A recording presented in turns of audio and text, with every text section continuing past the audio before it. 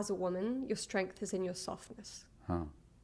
And I really heard that because one of my defense mechanisms, one of my coping mechanisms was to be strong all the time. Yeah. And I realized that that was blocking intimacy, that nobody could get close to me because I was always pretending I was doing great, you know? Which means that nobody ever saw you. Mm-hmm. Because what they saw wasn't you. Mm-hmm. And the you wasn't seen. Yeah. Which is very isolating. Yeah. I mean, you know, when you were talking about the difference between somebody developing into a perpetrator versus a victim, Yeah. I was realizing that although, because I developed into a victim, and I was realizing that even though I had challenges in my childhood and I had abandonments, what I did have is I had a mother who I knew loved me and I knew would give anything for me, even if perhaps she didn't have the tools to give me what I needed, but she had the willingness. I do have a question about it if you're open to answering Yeah. it. Did you ever feel sad, lonely, upset as a kid? Much of the time. Who did you speak to? Sometimes I would talk to my mother, but I knew that she was dealing with a lot. Yeah. So often... So you took care of her by not talking about it? Yeah. Okay, so the problem wasn't that you weren't loved, Mm-hmm. or that you weren't the recipient of the best intentions. Mm-hmm.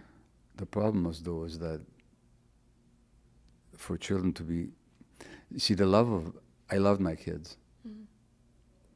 especially when they were asleep, you know, but I loved my kids infinitely, but I didn't see them for who they were. I was too caught up in my own stuff. And not being seen is the greatest wound. Mm-hmm. So I would say to you, and this is not anybody's fault, because it's multi-generational. Mm-hmm. If your mom couldn't quite see you and be open to your sharing, it's because something Mm-hmm. happened to her in her childhood. So For sure. it's multi-generational. Mm-hmm. There's nobody to be blamed. Mm-hmm. But the ultimate wound then is that you have to shut yourself down Mm-hmm. in order to take care of the relationship. Mm-hmm. And I was saying to you before we talked that then by the time the whole Epstein scene burst into your life, Mm-hmm.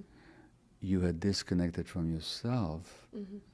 so that they could do what they were going to do, Yeah. because your own self-protection was no longer available to you. Very accurate. Like no infant, any infant who's the least bit troubled will let you know. Mm-hmm. And you have a 12-year-old. Babies know how to ask for help. Mm-hmm. They know how to share their emotions. That's all they know how to do. Yeah. But something happens to most of us Mm-hmm. that makes us shut down Mm-hmm. and then disconnect.